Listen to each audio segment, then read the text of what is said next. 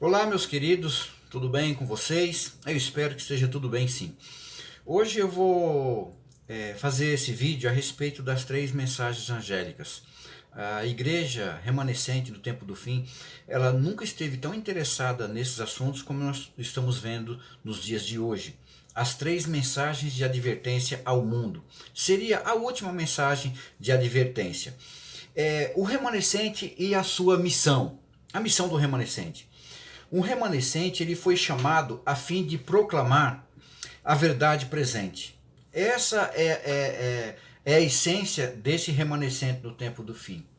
Ele é apresentado, esse remanescente, pelos três anjos de Apocalipse 14. A mensagem do remanescente, ela tem um clímax. Primeiro, anunciar ao mundo que chegou a hora do juízo. Essa é a primeira mensagem contida nessas três mensagens angélicas. Primeiro tópico, anunciar ao mundo que chegou a hora do juízo. Segundo, proclamar a salvação somente através de Cristo, através da graça. Terceiro, chamar a humanidade a observar novamente o memorial da criação, que nós sabemos ser o dia de sábado, não é? Que é a pedra de toque dos últimos dias. Quarto, anunciar a breve volta de Jesus à terra. E quinto, convidar os moradores da terra para que saiam de Babilônia, isto é, saiam dos movimentos religiosos apóstatas, equivocados. Então, esses são os tópicos dessas três mensagens angélicas. Mensagens Escolhidas, volume 2, páginas 104 e 105, do Espírito de Profecia, a escritora americana que para nós é a profetisa Ellen White, ela diz assim, abre aspas, a primeira e a segunda mensagens foram dadas em 1843 e 1844. E encontramos-nos agora sobre a terceira mensagem. Mas todas as três mensagens devem ainda ser proclamadas. Estas mensagens devemos dar ao mundo em publicações, em discursos, mostrando em termos de história profética as coisas que aconteceram e as que hão de acontecer. Primeiros Escritos, página 256. Estas mensagens foram-me representadas como uma âncora para o povo de Deus. Aqui ela já fala de uma visão que ela teve. Aqueles que a compreendem e a recebem serão preservados de ser varridos pelos muitos enganos de Satanás. Existem alguns avisos que o povo de Deus teve durante a história. Alguns avisos. Vamos falar somente alguns deles aqui. Aviso de Deus para Noé. Qual era o aviso de Deus para Noé? Entrem na arca. Ou seja, saiam do mundo, entrem na arca. Aviso de Deus a Ló. Saiam deste lugar, de Sodoma. Aviso de Deus aos moradores da antiga Babilônia. Saiam do meio dela, ó povo meu, lá da Babilônia, de Nabucodonosor, Nabopolassar, Nabonide, Belsazar. Aviso de Deus para os discípulos. Quando vocês virem Jerusalém cercada, saiam daí, fujam daí. Avisos de Deus para o remanescente dos últimos dias. Retirem-se dela, povo meu. Entenderam? Os anúncios de Deus, Deus sempre tirando, falando para o seu povo sair daquele meio. Interessante que há uma diferença para a igreja dos últimos dias. Percebam que Deus, ele sempre falou para o seu povo no passado, saiam daí. Então ele ia lá e tirava o seu povo do meio do movimento que era dele, mas se apostatou e tirava de lá e fazia um outro povo. Depois, quando esse povo se contaminava, ali dentro tinha um remanescente. Ele tirava aquele remanescente dali e levava para outro lugar. Aquele lugar, se apostatasse, ele tirava novamente e levava para outro lugar. No tempo do fim, agora para o fim dos tempos, isso não ocorre. o papel se inverte. O papel se inverte. O que Deus faz agora? Deus tem o seu povo aqui. No final dos tempos, o que vai acontecer? Deus não vai tirar o seu povo do meio desse remanescente. Pelo contrário, Deus vai tirar o joio. Antes ele tirava o trigo e fazia o seu movimento. Agora não. Agora ele tira o joio e o trigo permanece no mesmo movimento. Mostrando que essa igreja que nós nos encontramos hoje é a igreja do tempo do fim. Não haverá outra. Deus não vai tirar um povo daqui para fazer um outro movimento. Não. Ele vai usar o povo aqui dentro, esse próprio remanescente. Mas infelizmente o joio vai até o fim. É assim que funciona. Então vamos para a voz do primeiro anjo.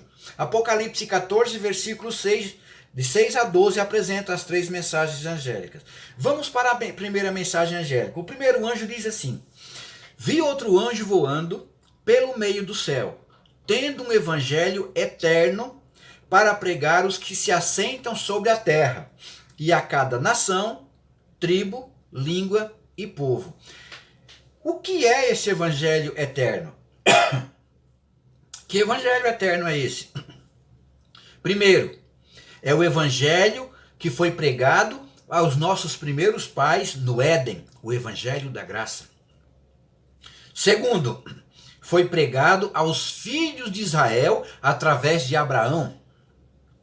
Terceiro, esse evangelho eterno é o mesmo que foi pregado nos rituais do santuário terrestre, no Tamid, o sacrifício contínuo da manhã, da tarde, o sacrifício pelo pecado, o dia da expiação, todos os rituais do santuário. Ali estava o evangelho da graça.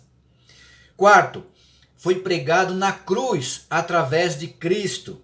Quinto, esse evangelho eterno é anunciado hoje através do primeiro, segundo e terceiro anjo, mais precisamente aqui desse primeiro anjo. O anjo continua no versículo 7, dizendo em grande voz: temei a Deus e dai-lhe glória, pois é chegado a hora do seu juízo. E adorai aquele que fez os céus, a terra e o mar, e as fontes das águas. Essa é a primeira mensagem angélica. Agora, por que é o anjo que está proclamando? Se anjo não prega evangelho, o que representa esse anjo?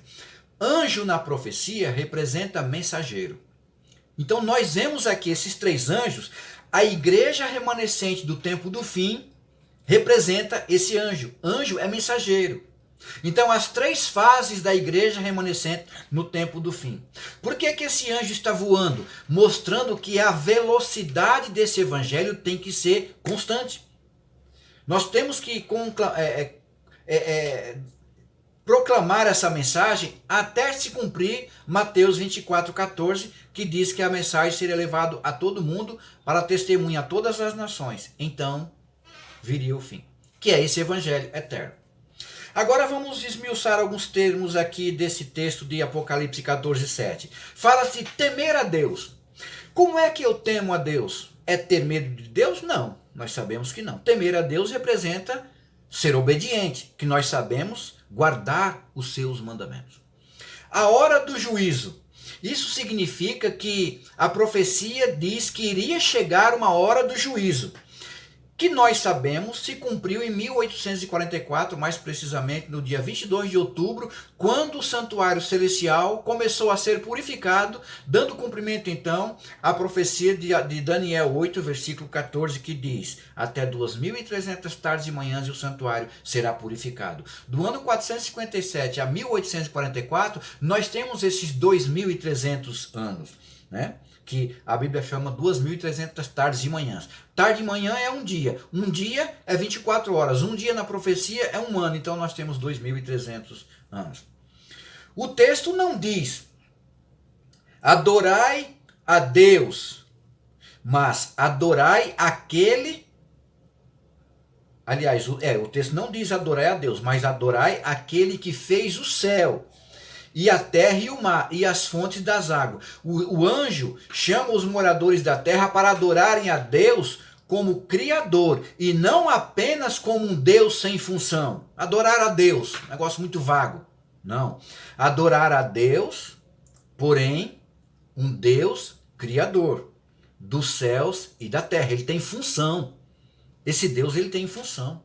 Ele é Criador. Nós, como criacionistas, cremos que Deus criou todas as coisas.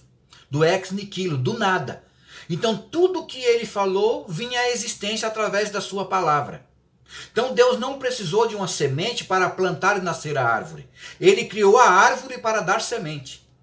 Então, ele não criou o ovo para poder sair a galinha, nascer a galinha. Ele criou a galinha para botar o ovo. Então, é assim. Deus não criou partículas de poeiras para formar uma rocha. Ele criou a rocha. E quando ela se esmiuça, ela vira pó. Entendeu? Nós cremos nesse Deus. Êxodo 20, versículo 11, diz assim, olha que interessante. O capítulo 14, versículo 7, no final diz, adorai aquele que fez os céus, o mar, as fontes das águas. Esse texto aqui nos reporta a Êxodo 20, versículo 11, que diz, porque em 6 dias fez o Senhor os céus, a terra, o mar e tudo que neles há. E Apocalipse 14, adorai aquele que fez os céus, a terra, o mar e as fontes das águas. Vem a ligação entre o quarto mandamento da lei de Deus e agora na mensagem do primeiro anjo? Então, olha que mensagem poderosa. Essa mensagem do primeiro anjo. Temer a Deus, guardar os seus mandamentos, a hora do juízo em 1844, adorar o Criador, restauração da guarda do sábado. Quando você adora Deus como Criador, o que você lembra quando ele criou os céus e a terra? O que ele fez quando ele consumou a criação? Ele descansou no 7º dia. Tá bom? Então, irmãos, a partir de agora, nós vamos começar a entrar num assunto que para muitos é um pouco delicado. Nós vamos ter que falar aqui, infelizmente, da Igreja Romana, que tentou mudar todas as coisas. E nós vamos apresentar textos. Eu vou apresentar textos aqui que não são nossos. Não são textos de adventista, texto de protestante, coisa de crente. Eu vou apresentar para vocês aquilo que a própria história mostra e a Bíblia.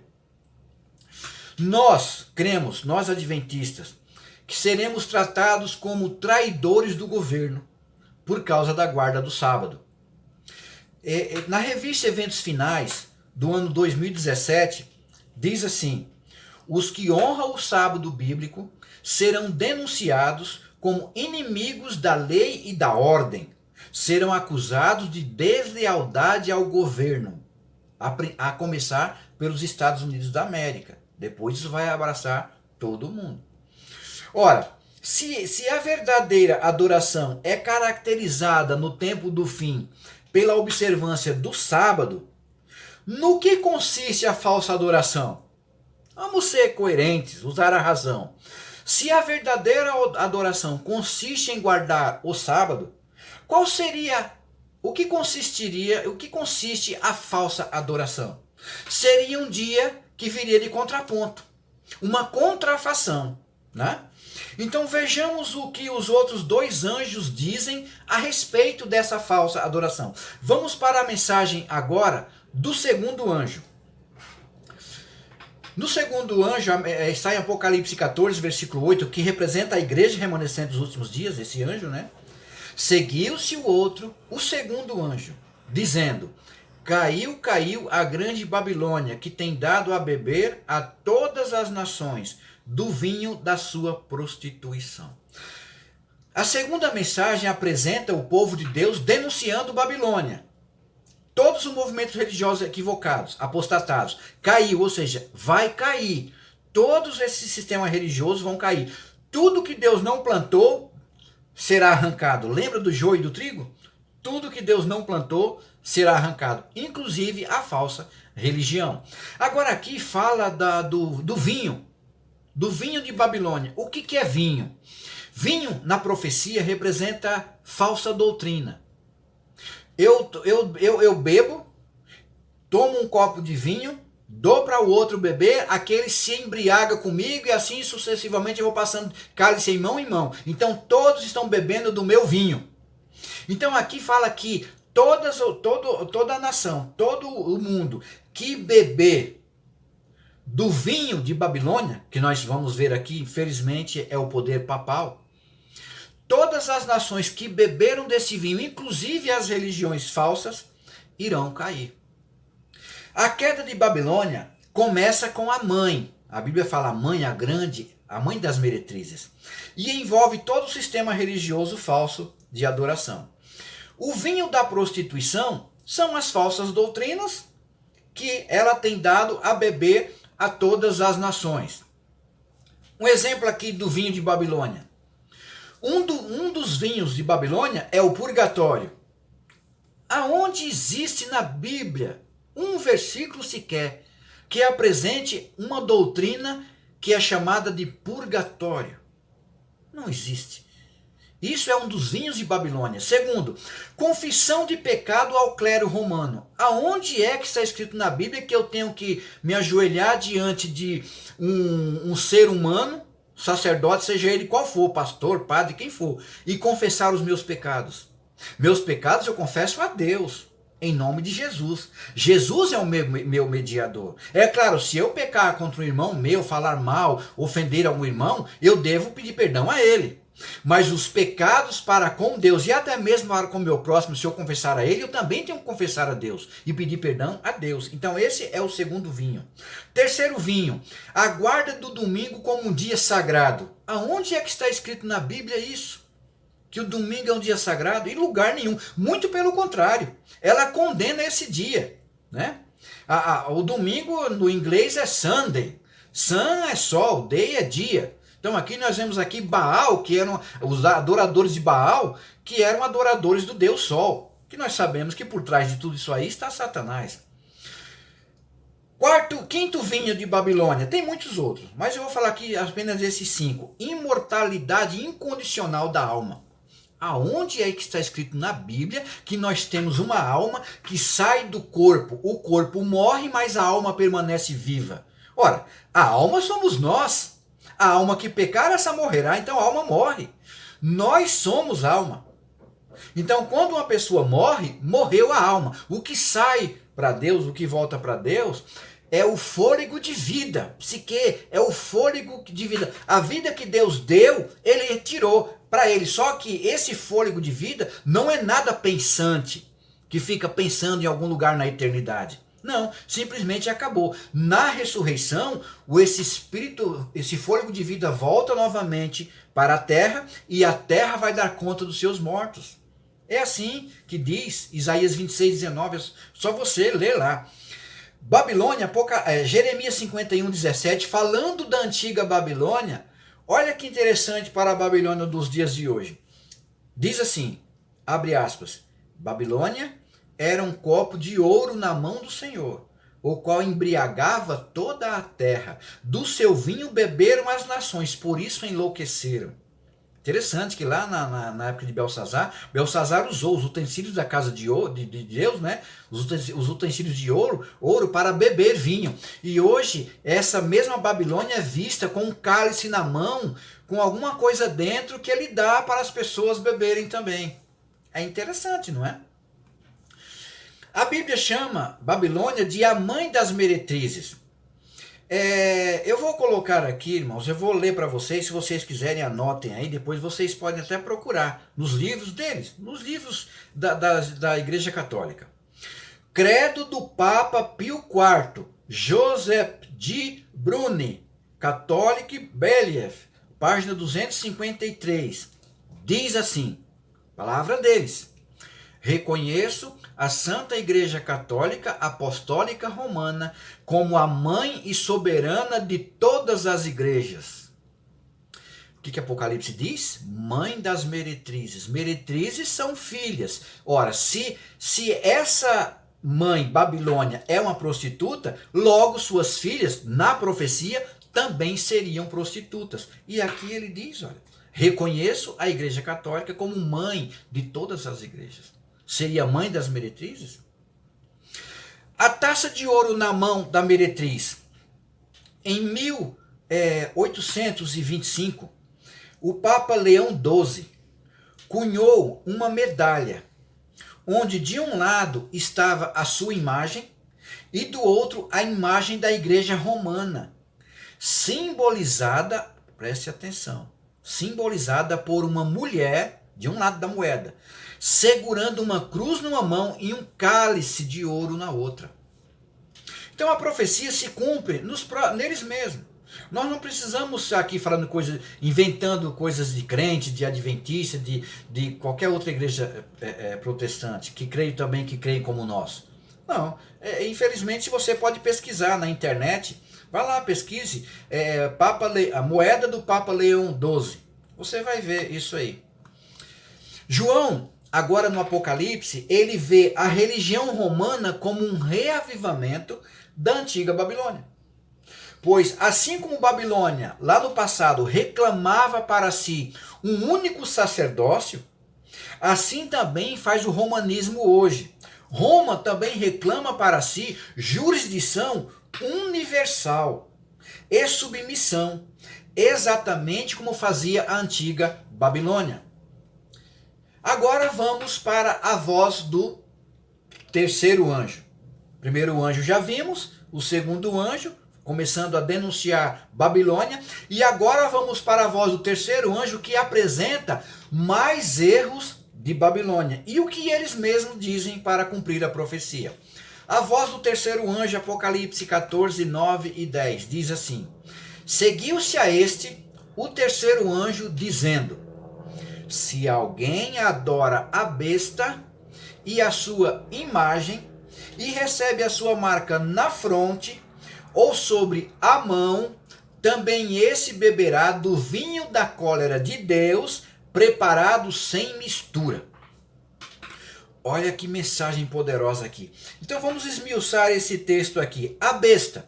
A besta aqui está falando sobre o papado romano. Besta não é um animal. Besta da profecia é um poder. Então esse poder aqui é o poder religioso. Tem uma outra besta, que é o poder civil. Aqui estamos falando do poder religioso. A besta, papado romano. Não estamos falando aqui do Papa Francisco.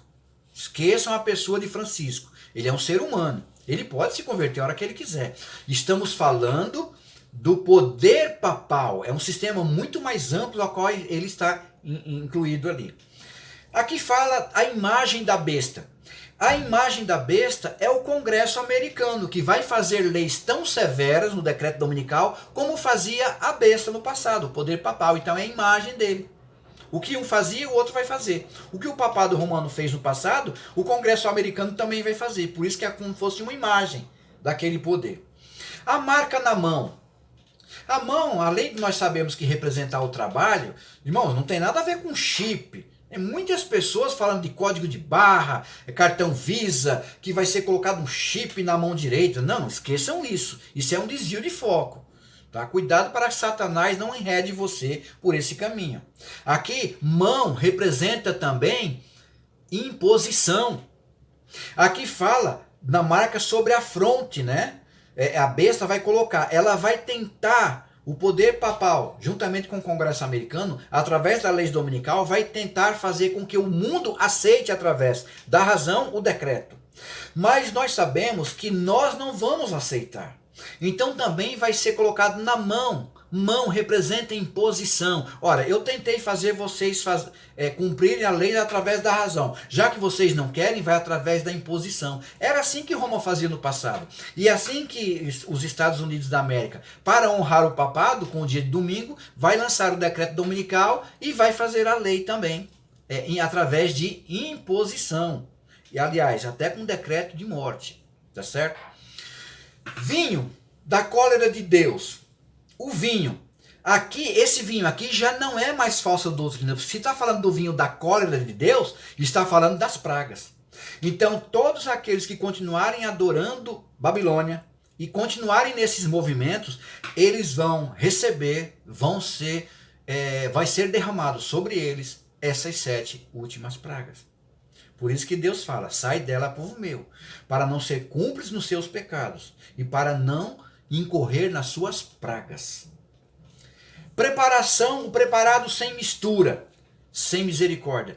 Quando a ira de Deus for derramada sobre os ímpios, os moradores da terra, que a Bíblia chama morador da terra, quando essa ira for derramada, ela não vem acompanhada de misericórdia. A misericórdia de Deus tem um limite, meus irmãos. Vai chegar um dia que a misericórdia de Deus vai se acabar. É o que nós chamamos de o fechamento da porta da graça. Uma mensagem de vida ou morte está nos manuscritos, volume 1, página 58, que diz assim: o evangelho completo é abarcado pela mensagem do terceiro anjo. Você quer conhecer todo o evangelho completo? É só você ler a mensagem do terceiro anjo. Nossa mensagem é de vida para vida, ou de morte para morte. Devemos apresentá-la em toda a sua força. Então o Senhor a fará eficaz. A mensagem do terceiro anjo deve fazer o seu trabalho de separar das igrejas um povo que assumirá o seu papel na plataforma da verdade eterna. Para muitas pessoas, essas mensagens de Apocalipse 14 são até que um pouco duras. Meu irmão, eu até peço desculpas a você. Se você nunca teve contato com essas mensagens, está tendo agora através desse vídeo. Você pesquisando aí encontrou esse vídeo. Eu espero que essa mensagem não volte vazia, porque a palavra de Deus não volta vazia. Você pode ficar com raiva agora, mas eu tenho certeza, se você for uma pessoa sincera e orar a Deus, Deus vai alcançar você. E você vai alcançar também essas verdades. Pesquise por você mesmo. A besta, né, aqui no Apocalipse, verso por verso, de Henry Farabi, o seu livro, ele diz assim, abre aspas, a besta representa o papado.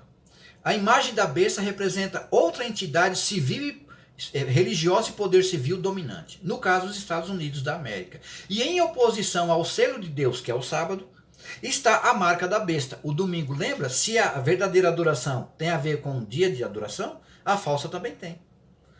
Sábado, o selo de Deus. Domingo, o selo da besta.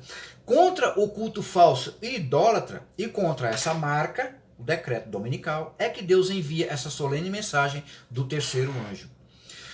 Numa carta de 1895, o Monsenhor H.F. Thomas, chanceler do cardeal Gibbons, responde a uma consulta sobre se a Igreja Católica seria a responsável sobre a mudança do dia de guarda do sábado para o domingo.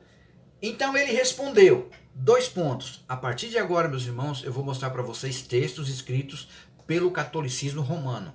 Eles escreveram isso e eu vou mostrar a fonte. Nesse livro aqui, ele respondeu, abre aspas, a Igreja Católica declara naturalmente ter sido a mudança um ato seu. E o ato é um sinal de sua autoridade eclesiástica em assuntos religiosos. No The American Sentinel de Nova York, o padre Henry afirmou isso. Abre aspas. 2 pontos, abre aspas. A Bíblia diz, lembra-te de guardar o santo dia do sábado. A Igreja Católica diz, não. Por meu divino poder, aboli o sábado e ordenei-vos santificar o primeiro dia da semana. E agora, o mundo inteiro civilizado se curva em reverente obediência à ordem da Santa Igreja Católica. Isso é uma arrogância, isso é uma blasfêmia. Mas são eles que dizem isso aqui. É como se fosse estivesse zombando de nós, ou pelo menos das pessoas. Então o protestantismo em geral, que guarda o dia de domingo em honra à ressurreição de Jesus, como se fosse o dia do Senhor, eles não estão sabendo que eles estão reverenciando o poder católico. E eles continuam sobre isso aí. Olha só. A Enciclopédia Católica, volume 4, página 153, diz assim, abre aspas, a Igreja, após trocar o dia de descanso do sábado dos judeus, que para ele é dos judeus, ou do 7º dia da semana para o primeiro dia, fez o terceiro mandamento, que se refere ao domingo, seja mantido sagrado como o dia do Senhor. A Igreja Católica fez, mudou, sem autoridade eclesiástica, sem autoridade escriturística. Olha o que ela fez. Isso cumpre-se ou não Daniel 7,25, que diz que magoaria os santos do Altíssimo e cuidaria em mudar os tempos e a lei? Se cumpriu. No livro Monitor Paroquial de 26 de agosto de 1926, Socorro, São Paulo, diz assim, abre aspas, foi a Igreja Católica que, por autoridade de Jesus Cristo, transferiu esse descanso para o domingo, em memória da ressurreição de nosso Senhor.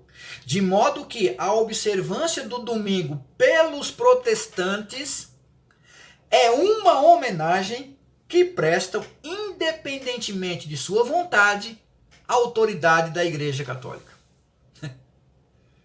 Olha aí você que é protestante, que nunca teve contato com isso, olha aí.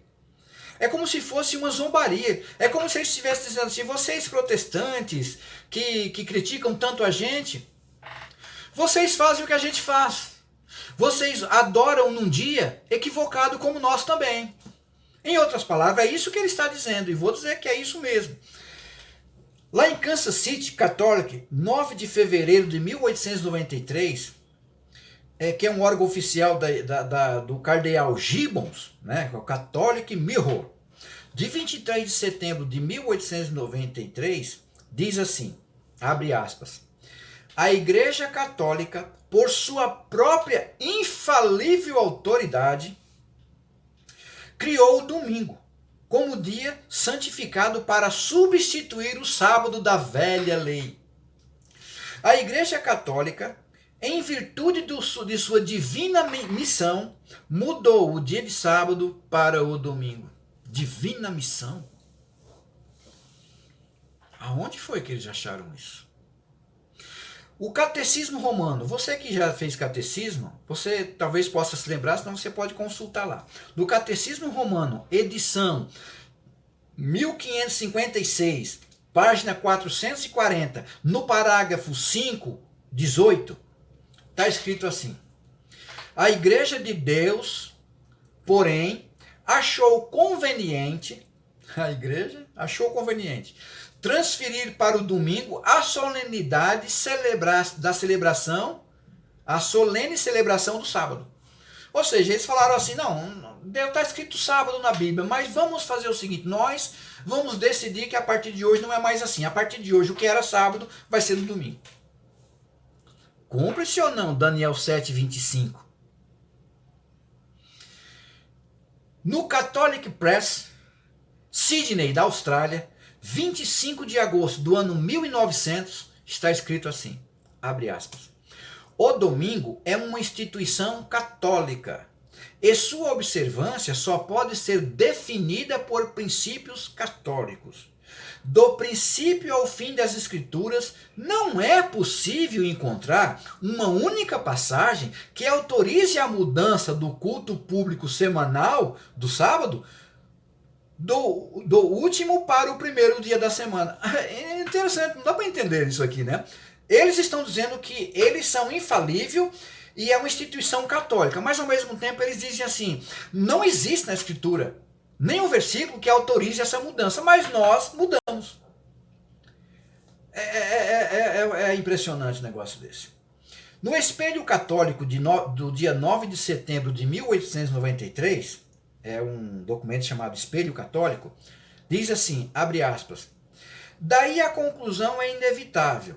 Daqueles que alegam seguir a Bíblia como seu guia, os israelitas e os adventistas do sétimo dia, olha o que eles escreveram, têm o peso de exclusivas provas bíblicas do seu lado.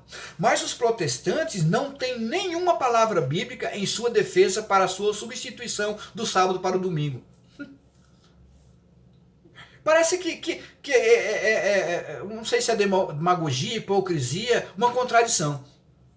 Eles estão dizendo assim, somente os adventistas e os judeus têm provas bíblicas para a guarda do sábado. Somente esses dois têm prova.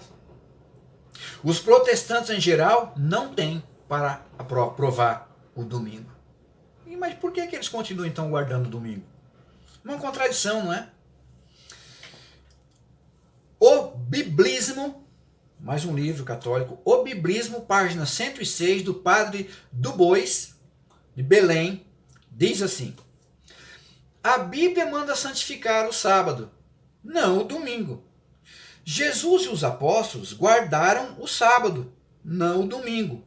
Foi a tradição católica que, honrando a ressurreição do Redentor, ocorrida no domingo, aboliu a observância do sábado.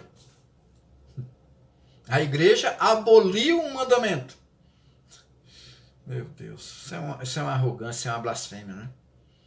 Daniel 7,25 diz, mais uma vez, o poder papal, essa profecia se cumpre no chifre pequeno, que é o poder papal. Ele falará contra o Altíssimo, oprimirá os santos do Altíssimo e tentará mudar os tempos e a lei. Os santos do Altíssimo serão entregues nas mãos dele, do poder papal, por um tempo, 2 tempos, metade de um tempo, que são 1260 anos, 538 a 1798, onde o poder papal, através das suas bulas, mandou matar 150 milhões de judeus, muçulmanos e protestantes. A profecia se cumpriu neles. Essa profecia, ela é muito conhecida por nós, adventistas do sétimo dia. Vamos continuar aqui. A ferida de Roma está prestes a ser curada. Quando o Apocalipse 13 diz que João viu uma das cabeças da besta, que é o poder papal, sendo ferida de morte do ano 1798 por Berthier, general de Napoleão, com as tropas revolucionárias francesas, entrou em Roma no dia 10 de fevereiro de 1798, prendeu o Papa Pio VI, Pompeu Batome, levou ele para o cativeiro, onde ele morreu no ano seguinte, em 1799. Então, no Tratado de Latrão, em 1929, o Mussolini, que era o primeiro-ministro da Itália, devolveu para o papado os seus 44 hectares de terra, que hoje nós conhecemos ser o Vaticano.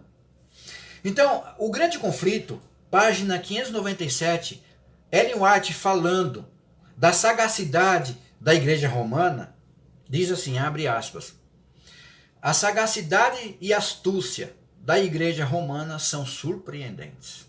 Ela sabe realmente ler o futuro.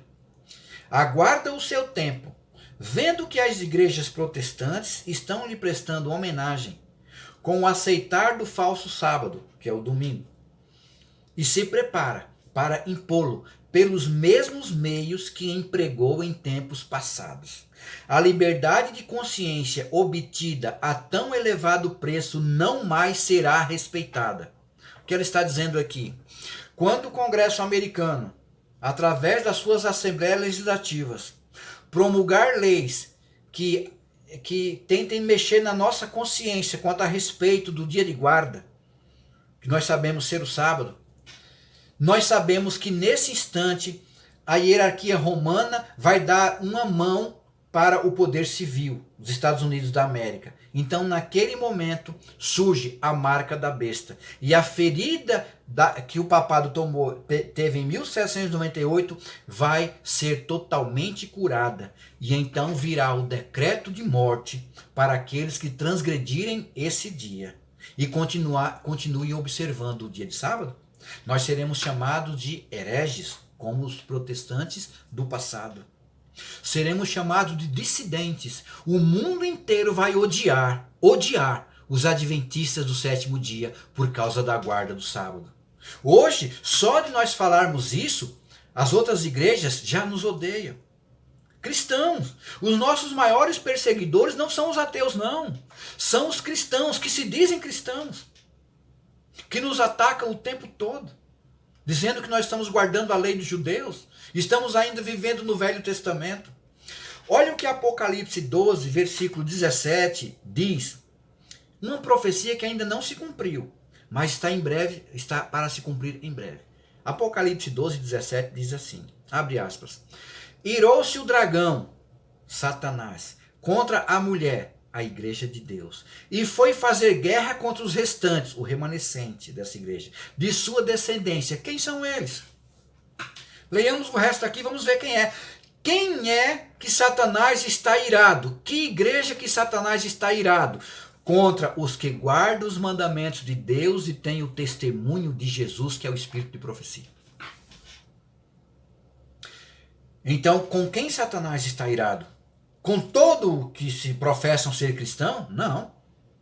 Ele está irado contra aqueles que guardam os mandamentos de Deus e têm o testemunho de Jesus. O testemunho de Jesus, de acordo com Apocalipse 19:10, é o espírito de profecia, que nós sabemos ter se cumprido na igreja remanescente através da serva do Senhor chamada Ellen White, quando ela tinha apenas 17 anos de idade, em dezembro de 1844. Apocalipse 14 apresenta, primeiro, a declaração de que chegou a hora do juízo. A partir de 22 de outubro de 1844, quando Jesus passou para o Santíssimo, abriram-se os livros do juízo e começou-se o juízo investigativo, que é o juízo pré-advento. É o juízo de todos aqueles que pretendem se salvar. Segundo, o clamor de que Babilônia está caindo. Ou seja, todas as falsas religiões, todas, não vai ficar uma sequer, todas irão cair. Por isso que Deus diz, saia dela, povo meu, para não ser cúmplice nos seus pecados. Terceiro, a adoração à besta e sua marca, o papado e o domingo. Então, a besta é o papado, o domingo é o dia de guarda do papado e também das religiões protestantes em geral. Quarto, o surgimento do remanescente fiel, que é o povo do advento que surgiu a partir de 1844. E quinto, a vinda do Senhor para ceifar a terra, que é o segundo advento. Então, as três mensagens angélicas é composta da declaração que chegou a hora do juízo, o clamor de que Babilônia está caindo, a adoração à besta e a sua marca, o surgimento do remanescente e a vinda do Senhor para ceifar a terra.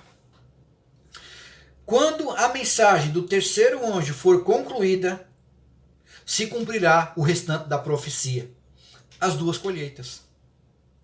Olha o que diz Apocalipse 14, 14 a 19. Abre aspas. Olhei, no fim das mensagens, quando forem concluídas, Apocalipse 14 conclui.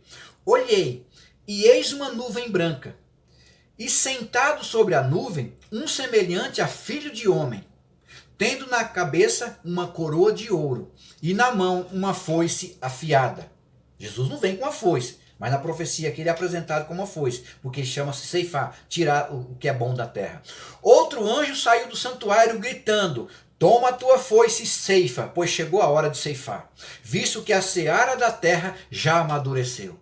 E passou a sua foice sobre a terra, e a terra foi ceifada. Então saiu do santuário outro anjo, tendo ele também uma foice afiada. Então o anjo passou a sua foice na terra, e vindimou a videira da terra, e lançou no grande lagar da cólera de Deus. Primeiro, a foice de Jesus vem para ceifar o trigo. A foice do anjo vem para ceifar o joio. A ceifa, a foice de Jesus que ceifa as uvas que amadureceu para o celeiro celestial. A vindima, a foice do anjo que ceifa os cachos de uvas amadurecidas para o lagar da ira de Deus, os ímpios. Olha que mensagem poderosa. Essa mensagem tem que ser pregada, irmãos, com muita urgência. A ordem de pregar essas três mensagens angélicas foi confiada apenas ao remanescente fiel, com os sinais distintivos de Apocalipse 14, 2, que diz, aqui está a perseverança dos santos, aqui estão os que guardam os mandamentos de Deus e têm a fé em Jesus. Então Apocalipse 14, no versículo 12, ela conclui, quem é que tem que pregar essas mensagens? Dizendo que são aqueles que guardam os mandamentos de Deus e têm a fé em Jesus. Ora, nós temos a fé em Jesus, mas nós guardamos os mandamentos de Deus. Então não basta você ter a fé em Jesus, mas se você é desobediente, fé em Deus. Fé em Deus até um ateu tem. Até um ateu às vezes fala, graças a Deus, ó meu Deus, eles usam o nome de Deus em vão. Mas quero ver ser obediente, né? Então, a distinta missão dos adventistas do sétimo dia. Na revista Eventos Finais, página 2017, no ano 2017, a serva do Senhor, Ellen White, a profetisa americana, diz assim, os adventistas foram escolhidos por Deus e separados do mundo. Ele os cortou da pedreira do mundo e os ligou a si. Os chamou para serem seus embaixadores na obra final. O maior tesouro da verdade já entregue a mortais foi confiado a esse povo. A eles foi confiada a última mensagem de advertência. Foram incumbidos da primeira, segunda e terceira mensagens angélicas. Não há nenhuma obra de tão grande importância como esta, e não devem permitir que nenhuma outra coisa lhes absorva a atenção. Tudo na igreja deve ser feito. Programações, encontros musicais, ações sociais, tudo isso deve ser feito. Mas isso não deve atrair a nossa atenção, tirar a nossa atenção para a mensagem principal, que é essas 3 mensagens angélicas. Elas têm que ser pregadas. Vamos anunciar ao mundo, então, a segunda vinda de Jesus em glória, preparando um povo para esse evento glorioso. A ordem já foi dada em Mateus 28, 19 e 20. Ide, portanto, façam discípulos de todas as nações, batizando-os em nome do Pai e do Filho e do Espírito Santo, ensinando-os a guardar todas as coisas que eu vos tenho ordenado. E eis que estou com vocês todos os dias, até a consumação dos séculos. Então, o que Jesus está dizendo aqui? Vão e preguem. Deixem o resultado comigo. Só preguem. Muitas pessoas vão expulsar vocês, muitas pessoas vão perseguir vocês, muitas pessoas não vão aceitar o que vocês pregam. Não se preocupem, apenas vão e apenas preguem. O resultado fica com o Espírito Santo. Irmãos, eu não tenho o poder de incutir essas mensagens que eu acabei de pregar na sua mente, fazer com que você creia.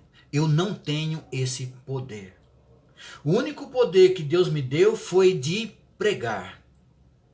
Um jardineiro, um agricultor, a única função que ele tem é lançar a semente e fechar o solo. O agricultor não tem poder de fazer com que a semente nasça. A terra vai precisar de água. E a água aqui é o Espírito Santo. É a água que vai fazer com que a planta nasça. Então somente o Espírito Santo, se você abrir o seu coração e aceitar essa mensagem, somente o Espírito Santo poderá converter a sua vida e você poderá aceitar essas mensagens. Caso contrário, você vai continuar com o coração duro. Não tem jeito. Hebreus 10, 37 diz assim: porque ainda dentro em pouco tempo aquele que vem virá e não tardará. E quero encerrar essa minha mensagem com Mateus 24, 14, que diz: e será pregado esse evangelho do reino, que é chamado de evangelho eterno, lá em Apocalipse 14, e será pregado esse evangelho do reino por todo o mundo, a testemunho a todas as nações, então virá o fim. O fim se aproxima, queridos. Quase todo mundo, a ONU reconhece 238 países. Mais de 220 países o evangelho já entrou. Falta muito pouco. E quando isso for consumado, Jesus então virá e não tardará. Que Deus abençoe você e até o próximo vídeo.